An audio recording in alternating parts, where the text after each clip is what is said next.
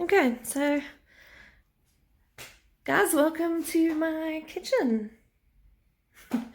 I was going to come in here and start dealing with some of the overflow produce that we do have, and it dawned on me that I should actually just take you along with and show you what I do, and maybe somebody finds it helpful. Well, that's the aim at least.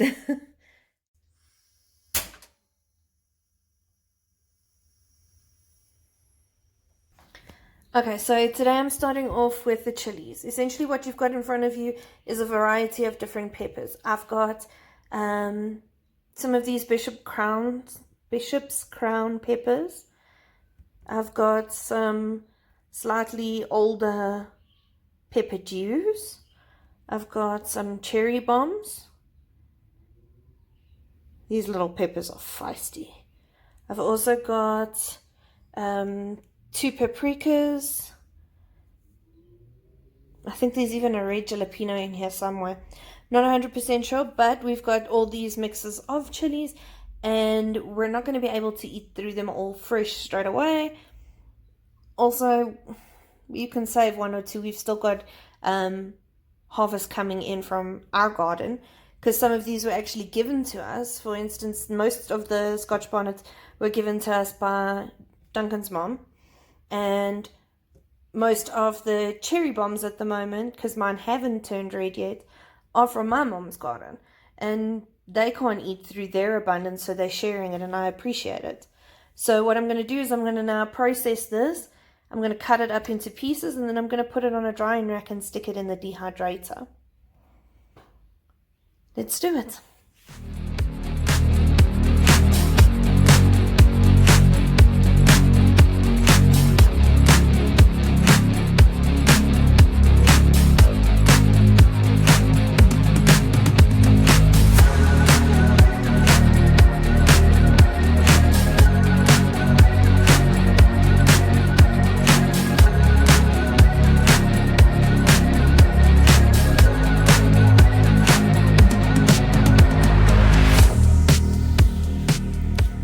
I feel like I should kind of just clarify, you do not need to stand and cut every single pepper into slices.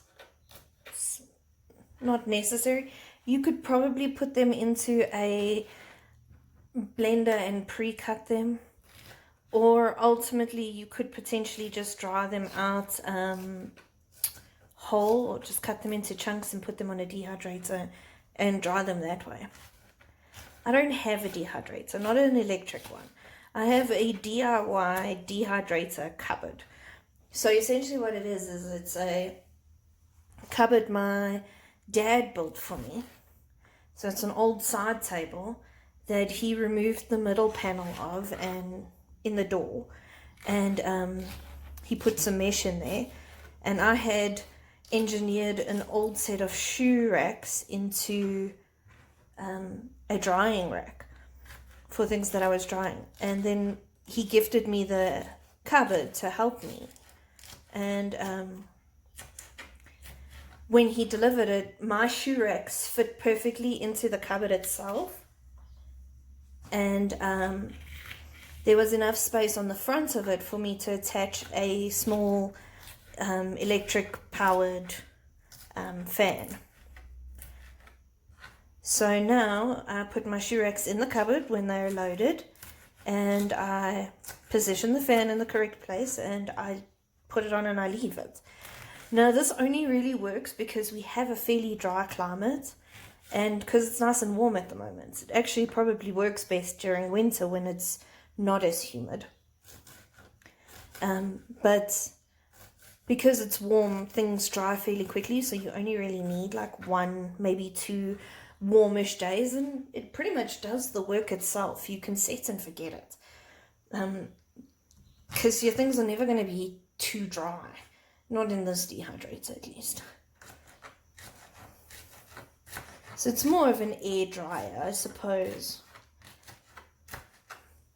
but I didn't have a dehydrator, so I used what I had, and I had a very tight budget, so I made a plan. It's for me and my family.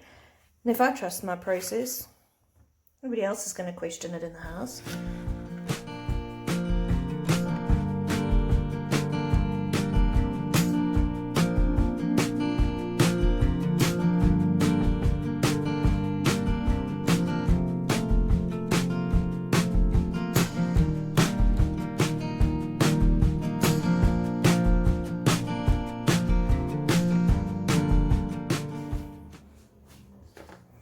Okay, so out of these ones that are left, I'm just going to quickly do a quick selection of chilies that I can use for fresh eating. So I would like some of the Bishop's Crowns fresh because they're a more mild chili. You could probably use one in a meal. You'd have a little bit of a heat in the background. Warm, not necessarily fire. So I'll keep those. And then these are cherry bombs, these little guys. And they are ridiculously hot. For such a tiny little pepper, it packs a punch. So I'm only going to keep 3 of them because I'll probably not even use a full half in a meal. And then that's the jalapeno. No, I think the rest I'm going to cut up and add to the others on the drying rack. What I'm doing is I'm taking those chilies we just cut up and I'm essentially just putting them onto the rack. And then spreading them so that we have an even layer. Because they will shrink as they dry. But if your layer is too thick, they do run the chance of actually molding. So you want to essentially dry them as quick as possible because you don't want them to mold. So that's why I've cut them, because then it makes the pieces more, how do I put this? It gives you more surface area for air to circulate around, and then they'll dry slightly quicker. You don't have to worry about what's going on the inside. So what I'm going to do is I'm going to put this into the actual dehydrator box. Let's show you. So I bring this dehydrator shelf over to the cupboard. I already have a shelf in here and that's got mixed herbs on it. I'm putting the chilies in the middle, because that's where the fan sits, and that in turn will then give them the most circulation and they're the most moist. Then I'll put the next layer in. It fits 3 racks at a time. And these are the garlic chives that are going to be turned into garlic powder, garlic chive powder. When the electricity is back on, I need the coffee grinder in order to do that, and the mixed herbs. So these 2 racks will probably be empty by this afternoon.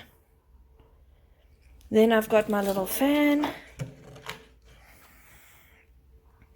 So then I take the fan and I hook it onto the top shelf, and I just switch it on when they have electricity and I leave it to run, and it circulates air through the holes and everything dries out. And luckily the kitchen's quite warm, so it is warm air and I don't require an element.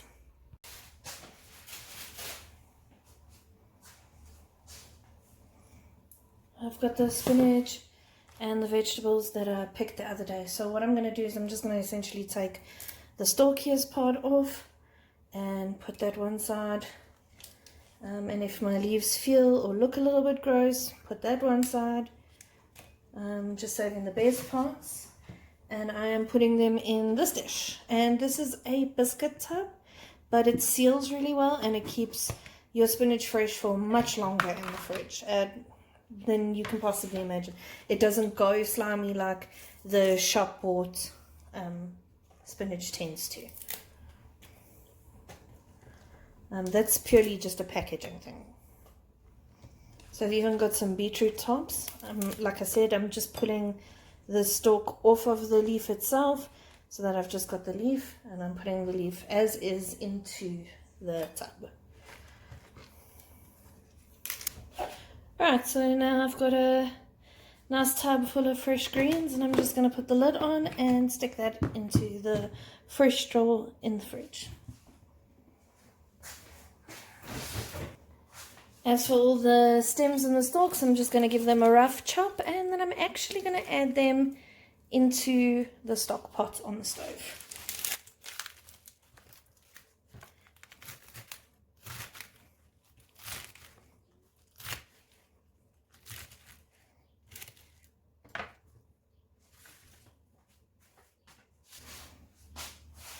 So we still have 2 more things that we need to deal with at the moment, and that is these 3 bananas. I'm going to put them into a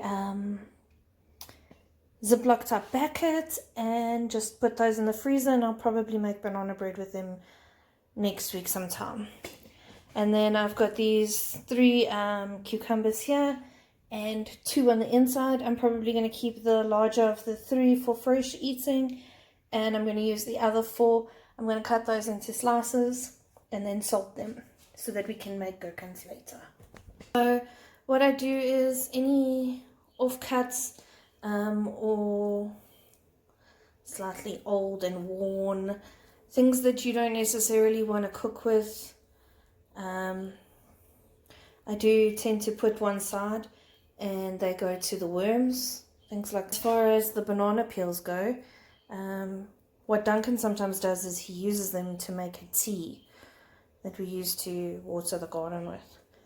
But that's completely up to him what he decides to do with these. I'm just putting them on the top of this bucket. This bucket is an old coconut oil bucket. And we just put the worm scraps in the bucket because the bucket has a lid that seals. And then that keeps the fruit flies away in the heat.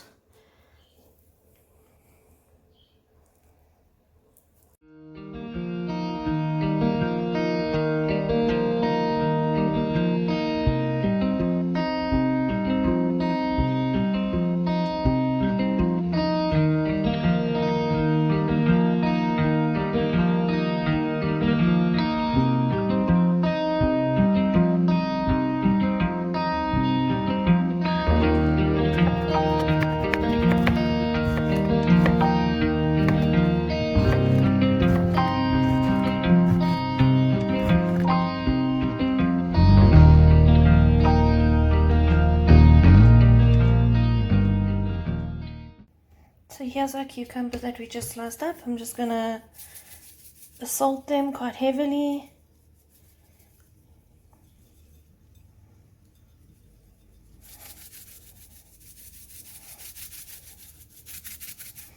I'm going to mix this in, and then I am going to cover it with cling film or Glad wrap, whatever you want to call it. And then I'm going to stick them in the fridge, and they're going to sit there for about an hour, possibly longer. We'll see. Hi guys, Ellie here. Thank you for hanging out with me today. I really do appreciate it. I had a lot of fun and we got a lot done. So hopefully I'll see you on the next video. Bye.